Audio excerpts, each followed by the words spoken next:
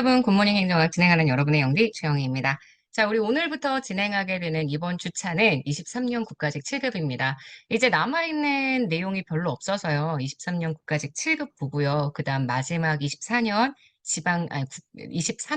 국가직 7급을 보고, 그 다음 24년에 출제가 되었던, 말이 되게 헷갈리네요. 24년에 출제가 되었던 국가직 9급을 보고 마지막 23년 지방직 9급까지 보아서 우리 내용을 좀 정리하려고 합니다. 법령 자료는 이제 앞으로 여러분들이 2주치 정도밖에 보지 않을 것 같고요.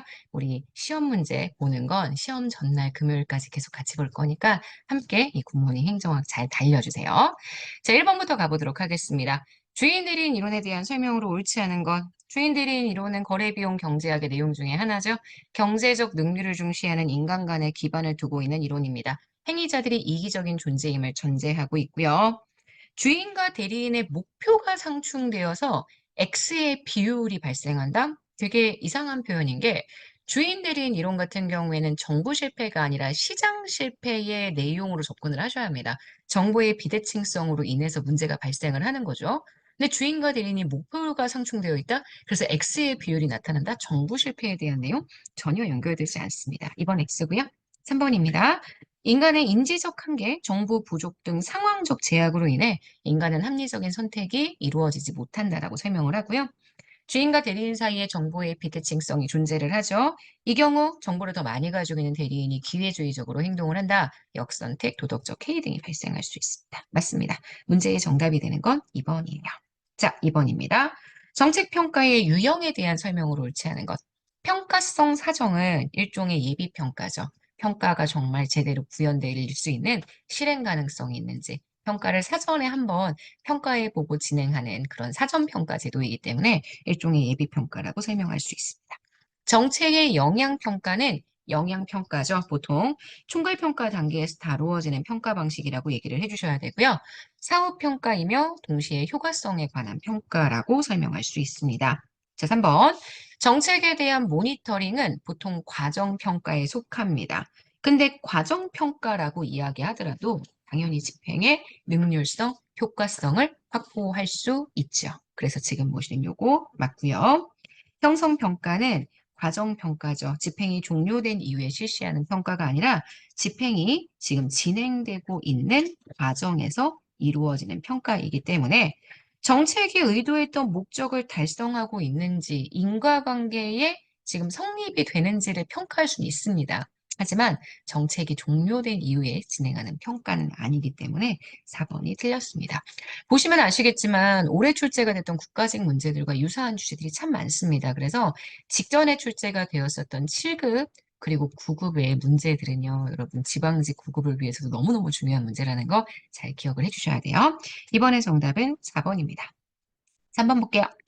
자, 근무성적 평정 방법 중 강제 배분법, 상대평가의 방식이죠. 등급 비율을 미리 설정해 놓고 그 다음 사람들을 배분하는 형태입니다. 역산식 평정이 보통은 이루어지죠. 잘했는지 못했는지를 가지고 평가를 진행하는 게 아니라 상, 중, 하의 등급을 미리 정해 놓죠. 20, 50, 30 이렇게 정해 놓으면 실제 21%에 해당하는 사람이 정말 잘했다고 하더라도 상으로 들어가지 않고 중으로 들어갑니다. 21%를 했던 게 중요한 게 아니라 지금 중에 해당하는 퍼센트를 미리 설정해 놓고 들어가기 때문에 비율을 먼저 설정을 해놓고 그 다음 평가에서 등급을 분류하기 때문에 역산식 평정이 나타나게 된다라고 생각하시면 되고요. 관대화의 경향을 오히려 줄이기 위한 목적의 평가 방법입니다. 그래서 1번이 틀린 선지고요. 평가의 집중화 경향을 억제합니다. 집중화, 관대화, 엄격화 모두 억제할 수 있죠. 평성 대상이 굉장히 우수해요. 그럼에도 불구하고 일정한 비율의 인원은 하위 평가를 받을 수 있다는 단점. 이게 바로 역산식 평정 때문에 발생하는 문제가 됩니다. 등급별 할당 비율을 먼저 정해놓고 그 사람이 잘했는지 못했는지가 아니라 할당 비율에 따라서 피평가자들을 배정하는 방식이기 때문에 사실 지금 보시는 3번 선지나 4번 선지 모두 다 이 역산식 평정이 어떤 건지를 설명하기 위한 내용들로 정리를 해주시면 될 것 같습니다. 3번의 정답은 그래서 1번이에요. 자, 4번 문제 들어가도록 하겠습니다. 중간에 갑자기 영상이 뚝 잘라졌습니다. 네, 일단 죄송하고요. 뭔가 저에게 개인적인 사정이 있었습니다. 4번 문제 들어가도록 할게요. 정책 네트워크의 개념과 유형에 대한 설명으로 옳지 않은 것. 정책 네트워크는 아시겠지만 정책을 결정하기 위해서 여러 구성원들이 함께 네트워크를 형성하는 형태죠. 그래서 수많은 공식, 비공식적 참여자가 존재하는 정책 네트워크는 결국 다양한 참여자들 사이의 상호작용을 구조적인 차원으로 설명하는 틀이 됩니다. 그래서 이 구조적인 틀은 서로가 어디까지를 경계로 인지하느냐에 따라서 구성이 되는 거기 때문에 구조적인 틀에 따라서 달라지는 상호 인지의 과정이 네트워크의 경계를 결정합니다. 절대 국가기구와 같은 공식적인 기관들이 결정하는 게 아니기 때문에요. 2번은 X가 되고요. 3번입니다. 하위정부 모형은 이익집단, 의회 상임위, 주요 행정부처들로 구성되는 네트워크, 네, 철의 삼각, 아이언 트라이앵글 얘기하죠? 안정성이 굉장히 높은 편입니다. 그래서 지금 보시는 이 정책 공동체나 하위 정부 둘 다 특정한 영역에 무언가 전문적인 지식을 가지고 있거나 혹은 전문적인 역할을 하는 사람들이 모여져요. 이슈 네트워크는 사실 내가 그 특정한 주제에 관심만 있을 뿐 자원이 없어도 참여를 할 수가 있는데 정책 공동체와 하위 정부 모형은 모두 다 그 해당하는 문제에 관심을 가지고 있는 사람들이 모이거든요. 그런 측면에서는요. 전문화되어 있는 정책 영역이라는 표현을 쓸 수가 있는 거죠. 예를 들어서 정책 공동체다. 당연히 학자와 전문가가 참여하는 모형이니까 전문화되어 있는 정책 영역이고 하위 정부 모형이다. 수업 시간에 많이 들은 예시인데 제가 교육 관련된 분배 정책이 추진될 때 교육부의 상임위원회 의원, 국회의원이죠. 그다음 교육부 관료, 그다음 교육에 관련된 이익집단 다 전문화되어 있는 특정 영역의 이해관계가 있거나 이 업무를 처리하는 사람들을 중심으로 하위 정부 모형이 만들어지기 때문에 하위 정부 모형에 대한 대안으로 대두가 된 게 정책 공동체의 모형도 이슈 네트워크의 모형 두 개 다 있습니다. 근데 지금 보시는 정책 공동체 모형은 하위 정부 모형과 비교했을 때 전문화되어 있는 정책 영역에서 결정이 이루어진다는 측면에서의 유사성이 있다라고 정리를 해줄 수가 있을 거예요. 그래서 문제에 정답이 되는 건 몇 번이냐면 2번입니다. 자, 마지막 5번 문제 풀어보도록 할게요. 이건 제가 수업 시간에도 많이 소개해드렸던 문제입니다. 다음 대화에서 옳지 않은 말을 한 사람, 신공공 관리론과 넛지 이론이죠. 신공공 관리론의 학문적 토대는 신고전학파 경제학, 우리가 알고 있는 일반적인 시장 경제학입니다. 그래서 여기에 해당하는 이론이 공공선택 이론도 들어가고 합리적 선택의 신제도주의 들어가고 다 들어가요. 근데 넛지 이론은 이게 아니라 제가 행동경제학이라는 경제학에서는 조금 생소한 새로운 분야의 경제학이 들어간다고 말씀을 드렸었죠. 그래서 A 틀렸고요.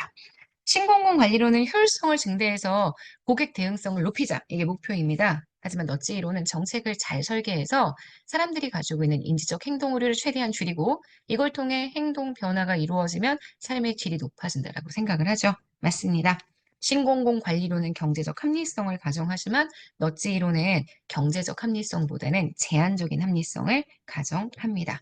신공공 관리론에서는 공무원이 정치적 기업가가 되기를 원해요. 정치적 기업가, 관료인데 기업가적인 판단을 할 수 있는 사람들을 얘기하고요. 넛지 이론은 선택 설계자의 역할을 강조합니다. 맞습니다.